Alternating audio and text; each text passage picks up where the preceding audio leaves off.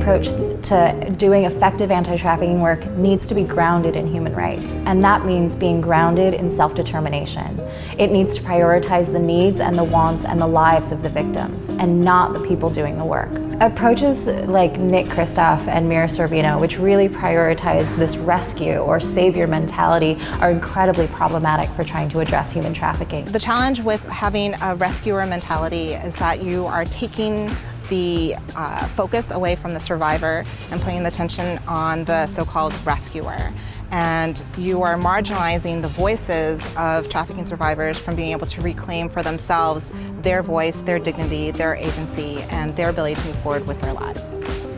It's important to focus on human rights in approaching trafficking and really look at trafficking from the viewpoint of the survivor, not just focusing on the law enforcement response or the criminal justice response, but really help the individual understand what their rights are under the legal system. From a social work point of view, arrest is never the appropriate response to a social problem or a crime that's being committed against someone.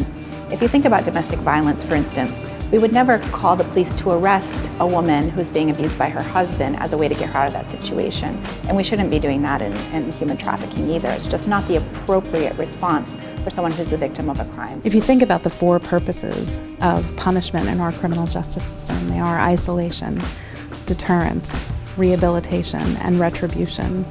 If we know that the first three don't work, you're left with retribution. And if that's the only reason that you're passing tougher and tougher sentences, I think we need to admit that to ourselves as a society, that we're satisfying some kind of a visceral feeling that people need to be punished in a more harsh way. And it simply hasn't worked. We've filled up our prisons.